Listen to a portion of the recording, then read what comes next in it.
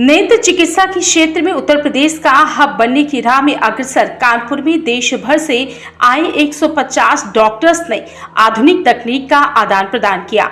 Doctor शरद वाजपेयी के नेतृत्व में कनिका कॉन्फ्रेंस में लोगों को सजीव सर्जरी करके दिखाई गई और डॉक्टर शरद वाजपेयी के अनुसार पिछले कई सालों से कनिका कॉन्फ्रेंस का आयोजन किया जा रहा है और इस बार के आयोजन में सूक्ष्म सर्जरी के माध्यम से लोगों को आंखों के ऑपरेशन में और अधिक सुविधा कैसे दी जाए, इस बात पर चर्चा की गई। नेत्र चिकित्सकों की माने तो नई तकनीक अत्यधिक छोटा छेद किया जाता है और सारा ऑपरेशन खुली आंखों से करके मरीज को बिना 1-2 दिन भर्ती किए सर्जरी की जाती है और यह ऑपरेशन इतना प्रभावशाली होता है कि मरीज बिना किसी मदद के उसी समय छोड़ दिया जाता है। डॉक्टर शरद वाजपेयी से जानते हैं कि इस कॉन्फ्रेंस के महत्वपूर्ण पहलुओं पर उन्होंने क्या कुछ चर्चा की है। देखिए, कनिका कॉन एक ऐसी कॉन्फ्रेंस जो कनिका हॉस्पिटल प्रतिवर्ष करता है। ये चौथी बार हम कर रहे हैं और इस कॉन्फ्रेंस का उद्देश्य होता है कि इसमें लाइव सर्जरी दिखाई जाती है। पूरे हिंदुस्तान से डॉक्टर्स आते हैं, वो नई नई तकनीक का प्रसारण करते हैं, दिखाते हैं करके।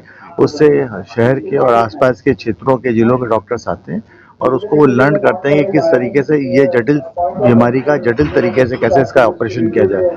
तो लाइव सजीव प्रसारण होता है उस ऑपरेशन का और उसके द्वारा लोग देखते हैं कि कैसे ऑपरेशन किया जाए और उसका जो है फायदा हमारी जनता को मिले, जिसके लिए वो दूसरे शहरों में, दूसरे स्टेट्स में जाकर के ऑपरेशन कराते हैं, बम्बई दिल्ली जाते हैं, वहाँ ऑपरेशन कराते हैं। उस सब से बचने के लिए उस तकनीक को कानपुर में ला करके स्किल ट्रांसफर करते हैं हम। तो उसका मुख्य उद्देश्य रहता है। तो इस कनिका कॉन में इस बार जो है कम से कम 12 डॉक्टर्स आए हुए हैं। कुछ पटना से आए हैं, इंदौर से आए हैं, दिल्ली से आए हैं, जयपुर से आए हैं। तो उन डॉक्टर्स के साथ में हम लोग मिलकर स्किल्स का ट्रांसफर कर रहे हैं, समझ रहे हैं।